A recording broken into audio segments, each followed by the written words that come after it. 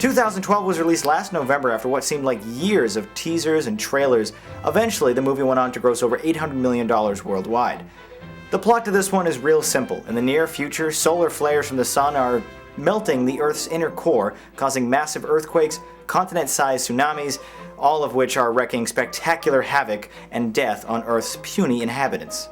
Luckily for us, director Emmerich provides us with a couple of poorly developed cookie-cutter meatbags to experience the action with, as they both simultaneously run from and try to figure out these global disasters that are destroying every famous landmark that I've ever been to.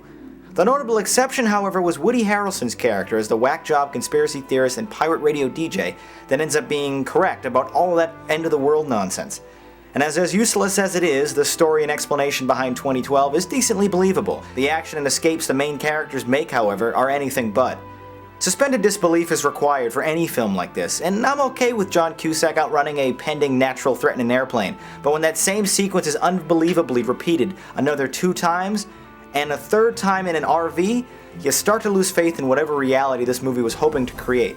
That being said though, the who and the why in this film are really inconsequential. The real reason that anyone watches this type of disaster film is to watch attractive people outrun shockwaves and to see famous landmarks destroyed in utterly awesome, computer-generated ways. And on that front, 2012 absolutely delivers in spades, going so far as to destroy famous landmarks with other famous landmarks. The Santa Monica Pier, the Vegas Strip, the Himalayan mountains, the White House, Yellowstone National Park, all of these are given proper send-offs, even if the geography and spatial orientation doesn't always make sense in half of these scenes. This problem isn't new for Emmerich though. In Independence Day he relocated the Empire State Building to the end of 8th Avenue.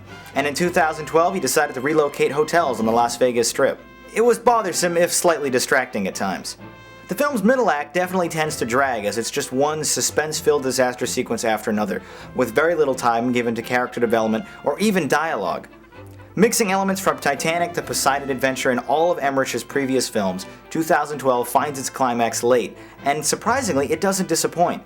Curiously though, a movie fraught with death and disaster ends on an uncharacteristic upbeat, which I felt was awfully shameless given the near 6 billion humans that died during the course of the film. I just wish I would have gotten the chance to see New York City get flooded by a giant tidal wave and...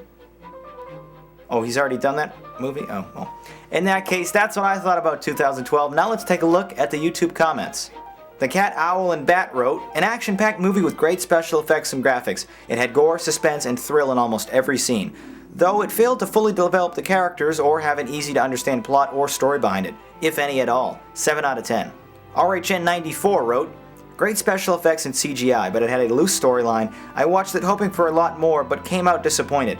John Cusack's acting was bad as usual. I'll give it a 5 out of 10 for the CGI.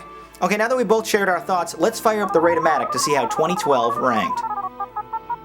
In even 6, as truly awful, predictable, and as bad as this film actually was, there is something undeniably entertaining and satisfying about disaster films, and 2012 didn't disappoint here.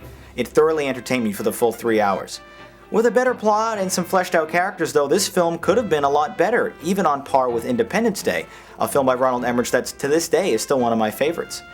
But it wasn't quite on that level though, so it only receives a good ranking from the two of us.